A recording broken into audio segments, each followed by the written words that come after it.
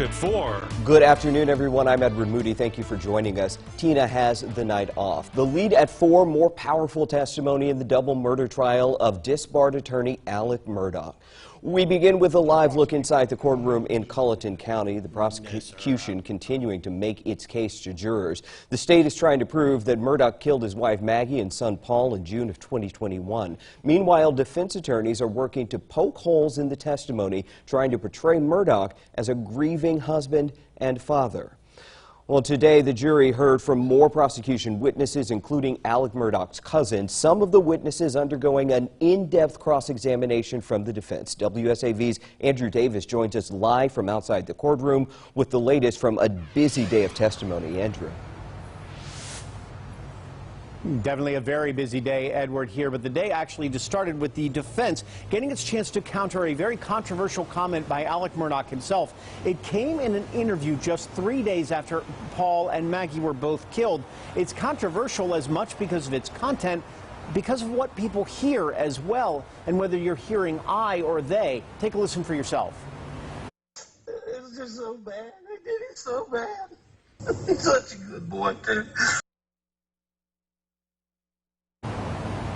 Now, the prosecution says Alex Murdaugh said, I did him so bad.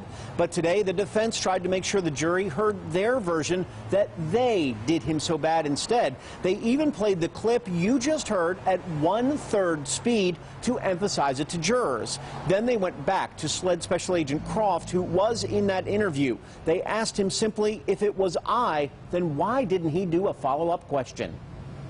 Are you 100% confident that Alex said, I did him so bad, rather than they did him so bad? I am 100% confident in what I heard and I interpreted him as saying. Tell the jury, if you ask Alex Murdaugh on August 11th, 2021, what did you mean back on June 10th when you said, I did him so bad? We didn't make it to that point, sir.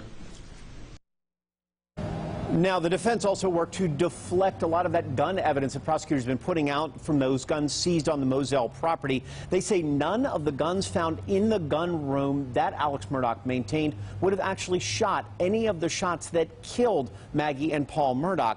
In addition, they say the empty boxes that were found over in the trash cans over there contained buckshot and various other weaponry that actually wouldn't match what those the form of ammunition that they killed them with. They were killed with steel, not lead, which is exactly what all those things were, used to shoot turkeys instead of actual people in that case. Right now, there's a cell phone expert on the stand talking about Maggie Murdaugh's cell phone, Paul Murdaugh's cell phone, and Alex's cell phone to try to pin him to that scene much closer to the murders. We're going to have more on that and how his cousin actually got on stand and said he sold him guns that could have been used in these killings. That's tonight at 5.